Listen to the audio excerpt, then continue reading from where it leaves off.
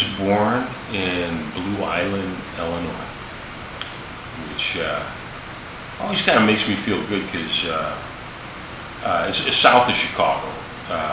The Native Americans named it Blue Island because it was actually an island in Lake Michigan at one time, and it had kind of blue color to it, named it Blue Island. And now living in Vermillion, it's just a colorful existence from one place to the next. Mm-hmm. Close to a place called Harvey, Illinois, which is maybe about 20 miles south of Chicago.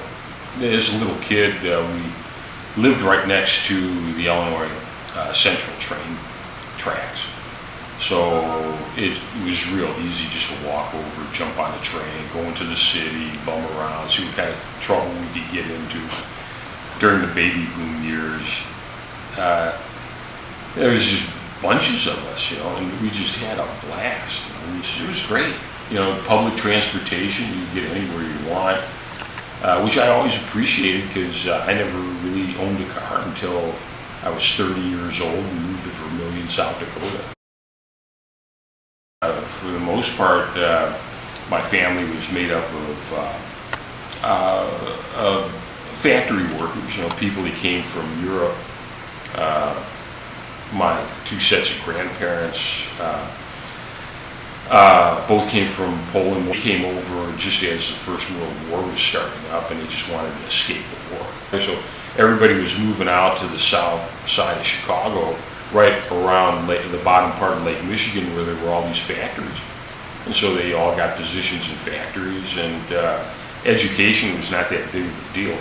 In our family, both sets of grandparents never learned how to speak English, even though they came over when they were like 18 years old, and they lived to be over 100. I was here in 1980 and was here about 7 years.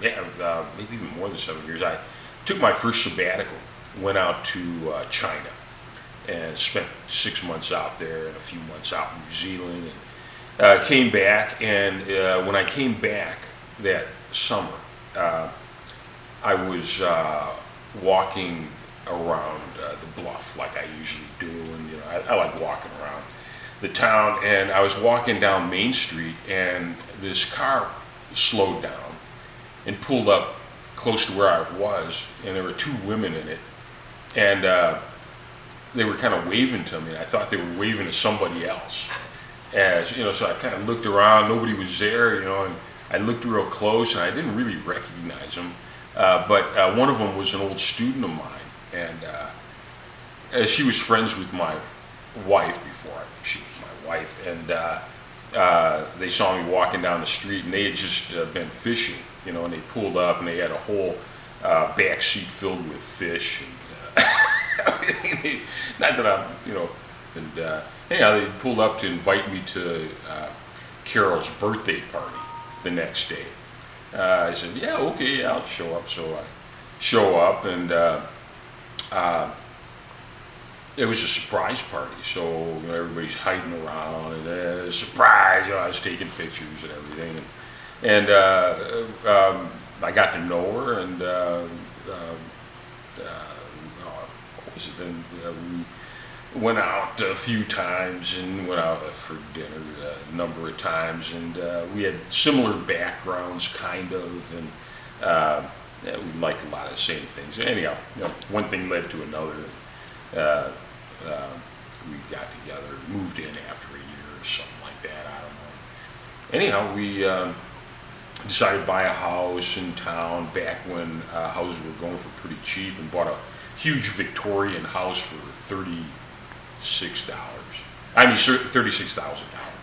And it was a beautiful old house, and I'd never bought a house before. I barely bought a car before. And my wife comes from a big family.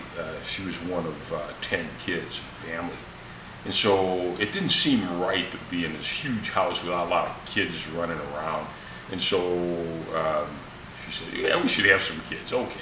We got married, had one kid, and then we thought, well, we got to have at least one more, just so the one kid has somebody to play with, I guess. And so we had two, and as I think of it now, we probably should have had more because they're so much fun.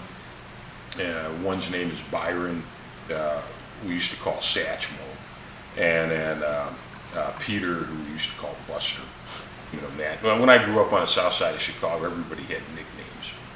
You know, and so I don't know. It just seemed like a natural kind of thing. Anyhow, Byron is a sophomore in college. Peter's a junior in high school. I went to a Catholic grade school on the south side of Chicago, run by Dominican nuns. You know, it was, oh man, the nuns. Oh, I mean, they're coming from that older tradition.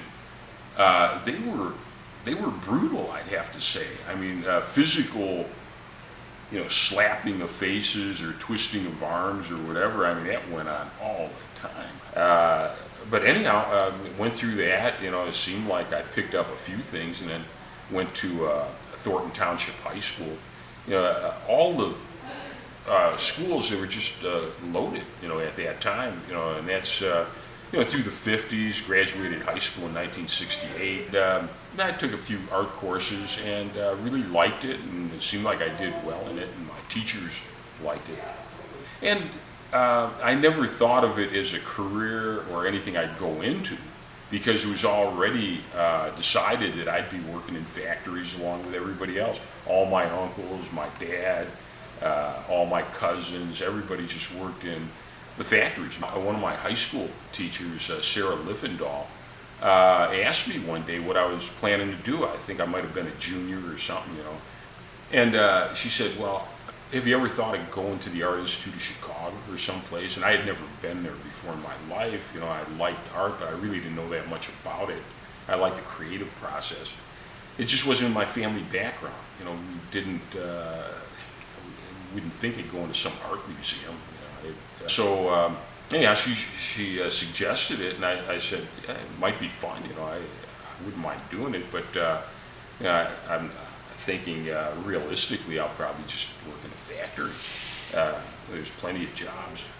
And so she went to the Art Institute of Chicago, got papers for me to fill out and everything, and I filled them out as well as I could, and she had saved some stuff and put it in a portfolio and sent it in. And,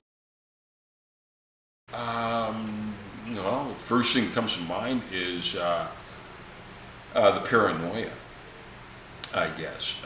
Back then, even on the south side of Chicago, we never locked our doors whenever we went out or anything. There were racial things, you know. Of course, there were a lot of